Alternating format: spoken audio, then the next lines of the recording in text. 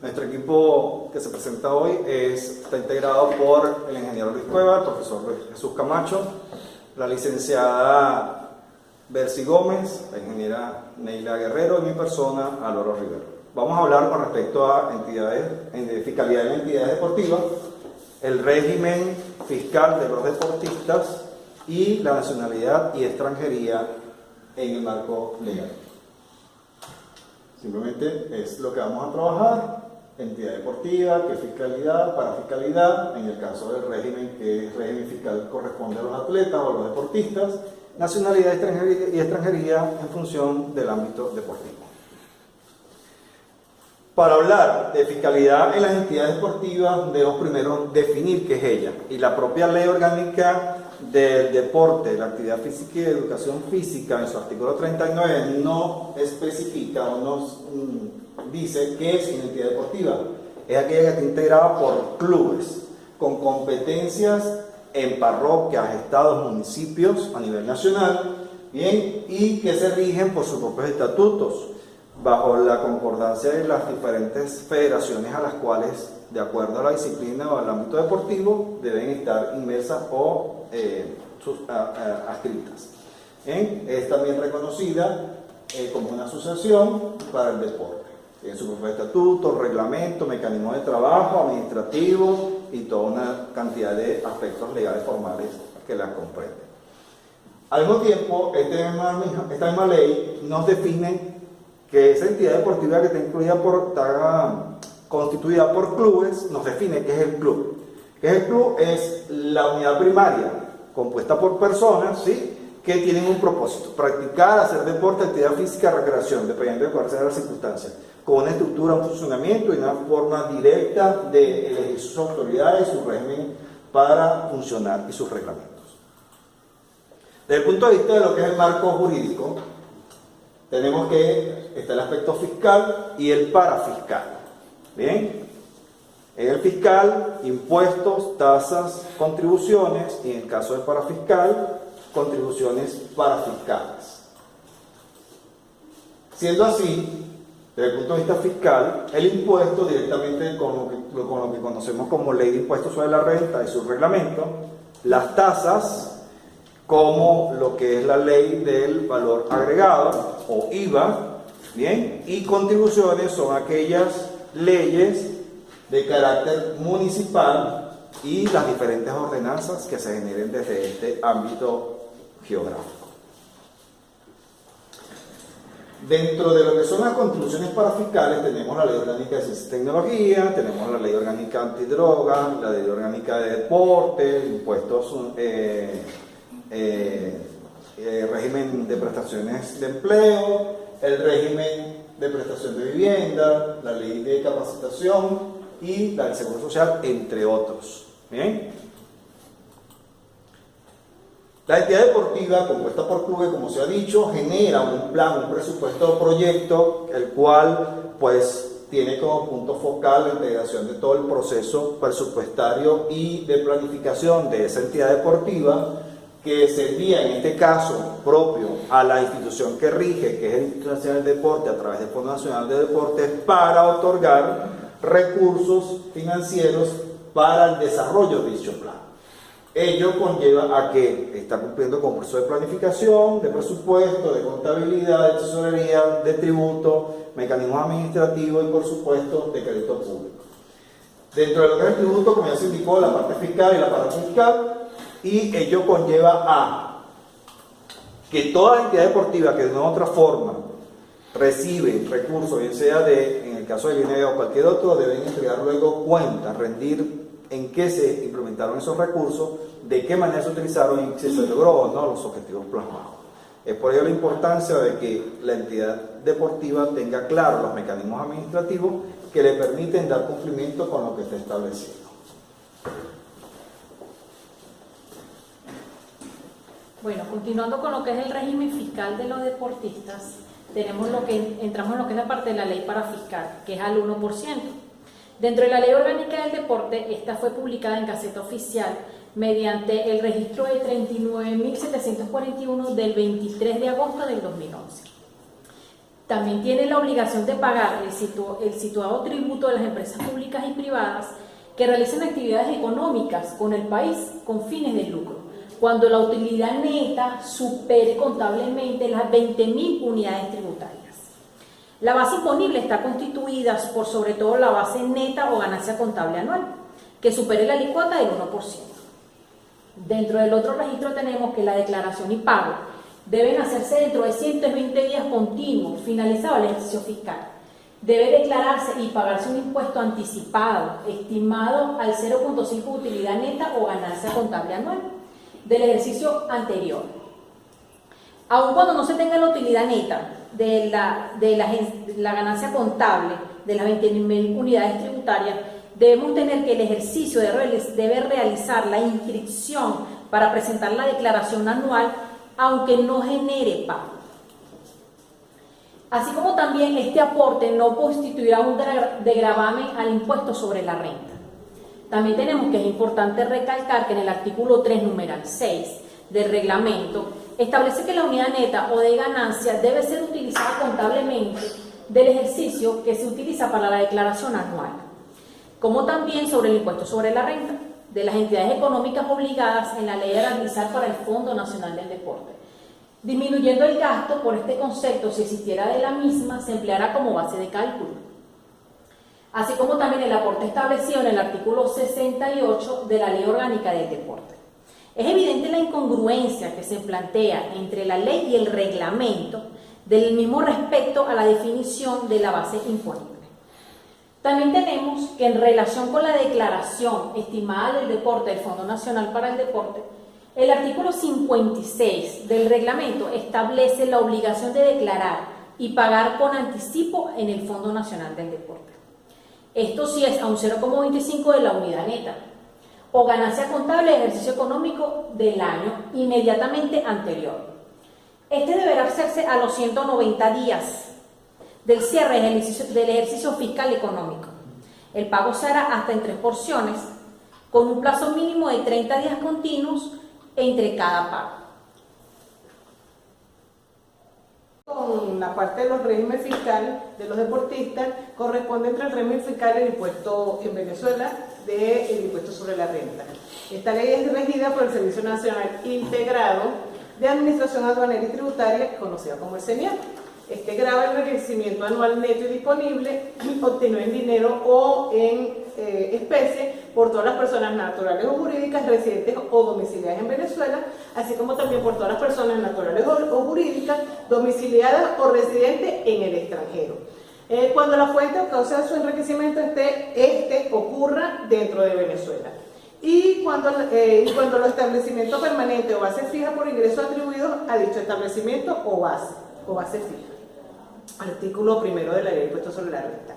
Las personas que tengan un establecimiento permanente o una base fija en el país podrán acreditar contra el impuesto que conforme al impuesto sobre la renta de Venezuela y que le corresponda pagar el impuesto sobre la renta que haya pagado en el extranjero.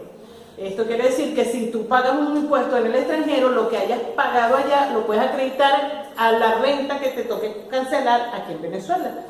Eso también se le llama para evitar la doble tributación, pero de eso vamos a hablar más adelante.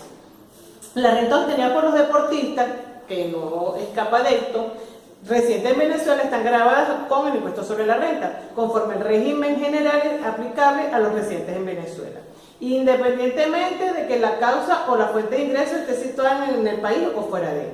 Los deportistas residentes en Venezuela, como cualquier otra persona natural residente en la misma, pagarán el impuesto sobre la renta por sus enriquecimientos netos con base a la tarifa número 1, que es un cuadro más abajo que se le va a mostrar, que grava los enriquecimientos con alícuotas progresivas que van desde el 6 hasta el 34%.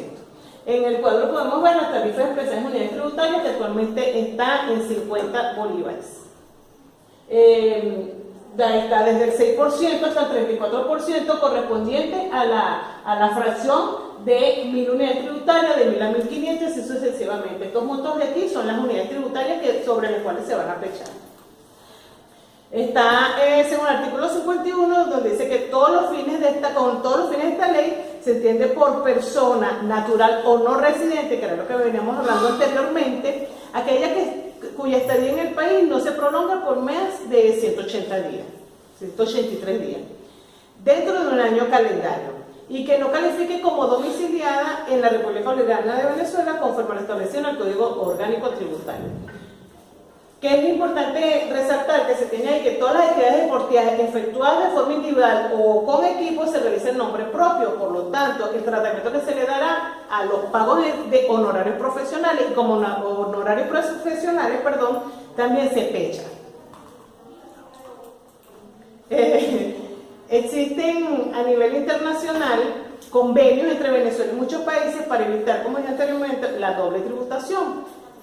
Esto también previene la evasión fiscal sobre el patrimonio y se aplica sean residentes de uno o de ambos estados.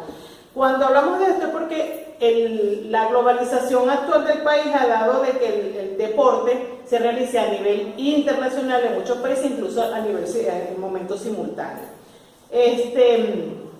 Lo importante de esto es que si yo soy un atleta venezolano, pero resido en Estados Unidos, a mí me corresponde pagar un impuesto por los ingresos que percibo allá, sea por competencia, sea por, mecenazgo, por pagos de medallas en monedas, en vez de ser medallas en monedas. Por todo eso, los países extranjeros cobran un impuesto sobre la renta, más no así en Venezuela. Como allá se paga un impuesto, pero aquí de repente yo estoy recibiendo una ayuda económica por un ente público o ente privado, debiese ser, o el deber ser, el que por lo que yo reciba aquí en Venezuela debería pagar un impuesto, que no se hace. Pero igualmente Venezuela ha hecho convenios internacionales con muchos países. Entre ellos tenemos, por nombrar algunos, el de Alemania, que es un convenio, como le habíamos dicho, entre la República de Venezuela y el Federal de Alemania para evitar la doble imposición en materia de impuestos sobre la renta y sobre el patrimonio. Todos estos países, los convenios versan lo mismo. Y todos en su artículo 16 de artistas y deportistas. Todos, porque los revisé toditos y todos dicen lo mismo, lo que cambian son la fecha, el país y el número de gaceta en que fue publicado. Pero el convenio dice totalmente lo mismo, que si soy un artista o deportista y yo recibo un ingreso fuera del país, lo que yo pague allá del impuesto se lo voy a rebajar al impuesto que yo supuestamente debería de pagar en Venezuela, y ese impuesto, ese monto lo llevo de la moneda extranjera a la moneda venezolana al cambio del Banco Central de Venezuela, cosa que nunca ocurre. Y como pueden ver, bueno, son varios, creo que son alrededor de 28 o 30 convenios que tenemos para los deportistas y todo el personal técnico. Bueno, nada más deportista, también el personal técnico, multidisciplinario, médico, todo el que reciba ingresos fuera del país.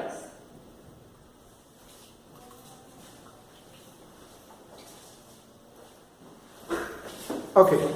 A continuación vamos a hablar sobre lo que es o se define nacionalidad. Entonces, nacionalidad se entiende como el vínculo jurídico político que una persona está anexa con el Estado. Entonces, según lo que estipula la Ley de Nacionalidad y Ciudadanía Venezolana. También se entiende como nacionalidad venezolana ese mismo vínculo o relación que se tiene en la persona con el Estado venezolano.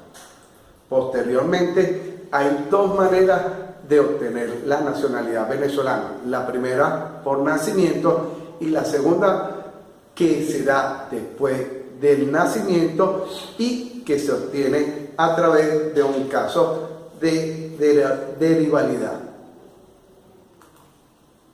Posteriormente estaremos hablando también lo que es el régimen de nacionalidad venezolana, lo que quiere decir, y estaremos hablando sobre lo que es la Constitución de 1961 con la Constitución vigente de 1999, en cual en cada uno de ellos hace referente a este artículo. En la primera tenemos el artículo 35 de la Constitución del 61 y el artículo 32 en la Constitución de la 99, que quiere decir establecer como venezolano la siguiente persona. Entonces, se entiende que venezolano es toda aquella persona que de un hecho ha nacido en el territorio de la República. Todas las personas nacidas en territorio extranjero, hijo o hija de padre o madre que tengan la nacionalidad venezolana, todas las personas nacidas en territorio extranjero, hija, hijo o de padre venezolano, madre venezolana por nacimiento, todas las personas nacidas en territorio extranjero, hija o hija de padre venezolano por nacimiento o madre venezolana por nacimiento, siempre que se establezca la residencia en el territorio nacional y que se haga saber el afecto de esta antes de cumplir los 18 años de edad y establecer el interés de declarar su voluntad de acogerse a la nacionalidad venezolana. Posteriormente, el artículo 10 de la Ley de Nacionalidad dispone que la declaración de voluntad se acoge a la nacionalidad venezolana, debe formularse y debe hacerse conforme a lo dispuesto en el reglamento de la ley y cumplir con todos los pasos requeridos para optar a esta. En el territorio, en el artículo 9 de la misma ley, también se hace un inciso donde se tiene la nacionalidad por el elemento de ius liso absoluto, y en el sentido de que eso quiere decir que solamente basta con nacer en el territorio nacional, así sea accidentalmente o fortuitamente, ya la persona, o en el caso del niño que nació en el territorio, opta y tiene el goce de la nacionalidad venezolana. Otro enfoque también presentado y orientado es la parte del carácter absoluto del instinto sanguíneo, que no es más que es tener la descendencia por padre o madre que tenga que ver o que hayan nacido o haya regido la nacionalidad venezolana. Ok, cuando hablamos de nacionalidad también tenemos que hablar de lo que es el régimen de naturalización. ¿Ok? En la misma, disculpen, en la misma ley y nacionalidad podemos ver que cuando una persona puede ser calificada, puede calificar a la naturalización. Primero que nada, es recomendable que posea un bienes inmuebles en el territorio nacional, tener hijos o hijas venezolanas, tener un tiempo de residencia no menor de 10 años en el territorio de la República, estar casado con una pareja venezolana, haber ingresado al territorio nacional bajo los planes de desarrollo auspiciados por el Ejecutivo Nacional, haber cursado estudios obtenidos académicos universitarios en el país y haber sido destacado como científico, artista, escritor a nivel nacional o internacional. ¿Okay? La nacionalidad venezolana derivada por naturalización no es más que la adquisición de la nacionalidad venezolano, por naturalización que se lleva a cabo mediante la adquisición de la Carta de Naturaleza, la cual se define en la ley como el instrumento mediante el cual se otorga la nacionalidad venezolana a los extranjeros, según el artículo 42, siendo la naturalización el procedimiento establecido en esta ley para el otorgamiento de la Carta de Naturaleza.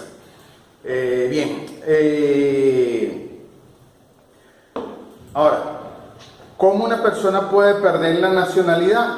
Puede perderlo por solicitud, es decir, yo puedo agarrar y decir que renuncio a la nacionalidad venezolana, ¿ok? En el artículo 35 lo establece muy bien, ¿ok?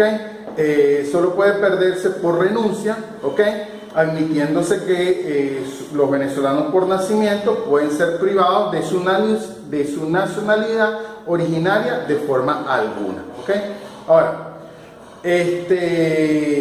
¿cómo la puedo recuperar? También la puedo hacer de acuerdo a una solicitud que deseo hacer, ¿ok?